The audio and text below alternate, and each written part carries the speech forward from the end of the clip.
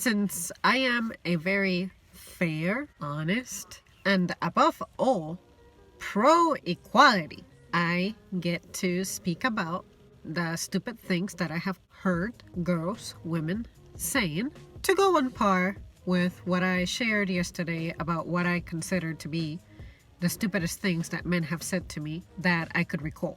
The first thing I want to share is this is a classic. I was hearing one of my colleagues say, why can't a guy be young, rich, and hot?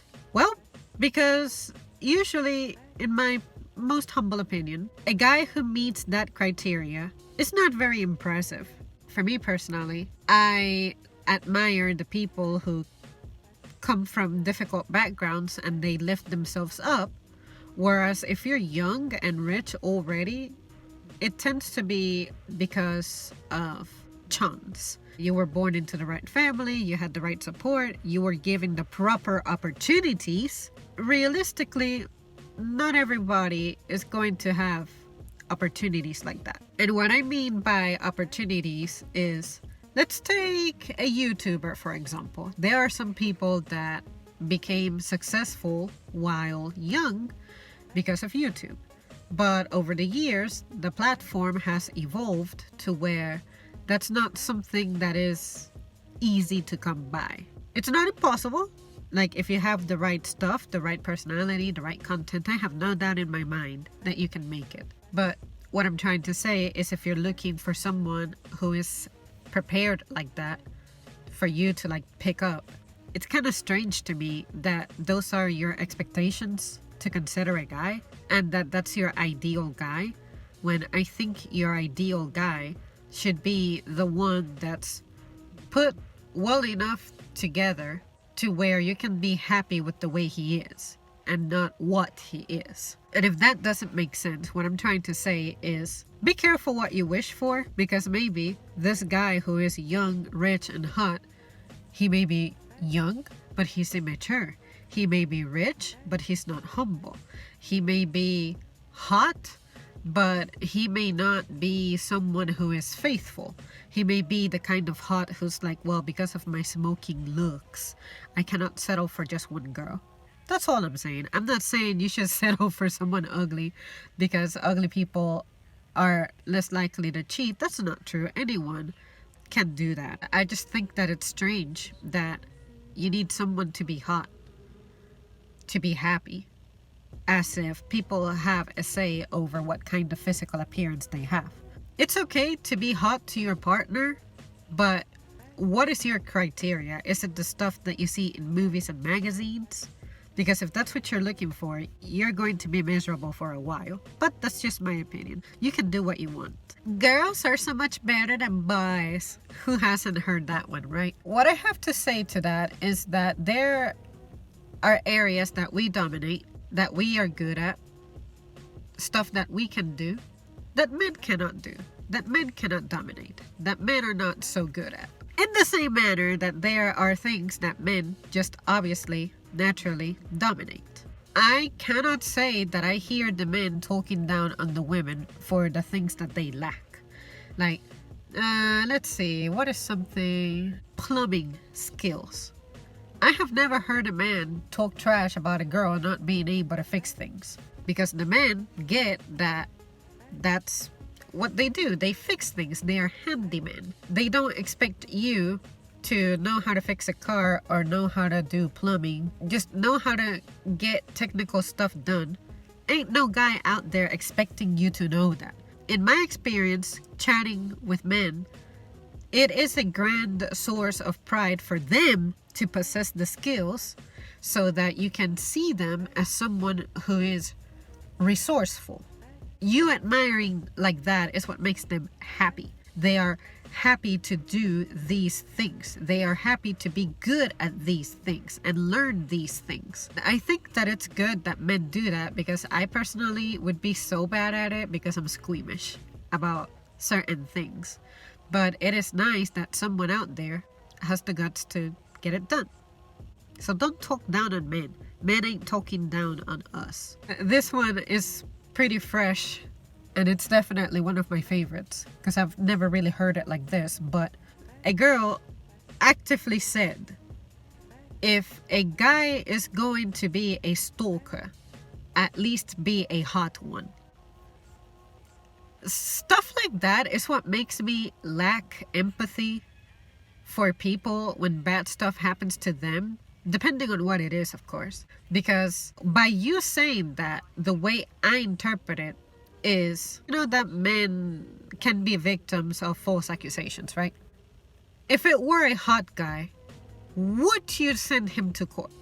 Sometimes I feel like you feel disrespected by a guy if the guy doesn't meet certain criteria. If you happen to end up with someone who's conventionally unattractive, you will be the source of embarrassment and you cannot bear that. So you try to come up with these stories to make the guy look like a scary guy. I don't know about you, but usually the guys who get accused about stuff like this, they tend to be ugly as shit. Even if they were not ugly, even if they were attractive people, you go after them after they are old. Why? That seems to me like it's not accidental. It seems to me like a pattern. Maybe I'm wrong, and that's what I am here for. I am here to present the matter from a point of view that's not usually explored on my end. Like, no one has ever sat down with me and discussed this point of view. So that's why I present it here.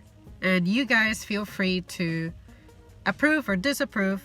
And this was also pretty fresh. This came from my workplace. We are all chicks in this group. We can make this new project happen super smoothly. To be honest with you, no, it did not go super smoothly. Because it was the chicks in the group who started getting tired the fastest, who were ready to go home the soonest, who were complaining about, say, taking their breaks later before anyone else. But when it came time to do the heavy lifting, there were no volunteers. But I will get to that. The next point. Who wants to move this heavy armoire? Not a single female volunteer. Except for me. I went up there and I was like, I cannot say I have the strength to make this thing lean onto the dolly, but I can make a good posture. I can help somehow. And I nearly got injured because this was understandably heavy and my shoe was not really a heavy duty shoe, so the tip of it ended up bending and my heel was pretty much anchored to the ground. Because the tip of my shoe bent, my foot was pretty much under the metallic part. When the metallic part, it was like a little bar. I needed to set the middle of my foot on that, but I wasn't counting on my shoe bending like that. It was just a complete failure of consideration that I wasn't properly equipped with the gear to deal with what I had in mind, like the plan I had in mind. But at least I had enough strength to assist my male colleague to place this thing onto the dolly so that we could push it to the other side of the room. Not a single female volunteer. See what I'm saying? And I didn't come forward just to prove a point, just to gain points and be like, oh, I'm better than y'all because I'm not scared about working hard or trying or exposing myself to danger. I did it because I get paid to get things done. And if I am hoping to get a good raise and demand such a thing, I need to have evidence to support my demand. And if I don't produce that evidence, they have every right to be like, you know what, Zem? You don't deserve the raise. But I'm pretty confident that I do. This is not really something that women have said, but it's more of an attitude thing. And with the attitude, you will be able to fill in the blank of what is possibly said during this. But working customer service, you stumble upon so many people who, for some reason, need appeasement. And usually it comes in the form of drama. Like, I'm so disappointed I went home and this was not what I was expecting. Or I'm so disappointed I come here for lunch and I couldn't find the bread that I wanted. Or I am so upset because you discontinued my favorite item. I'm so annoyed because I came here looking for one thing and you don't have it. Things like that. And then we have to appease this person because some of them get really upset. And then we end up giving them gift cards and whatnot. And I'm like, really? Why do we do that? Why do you need so much appeasement?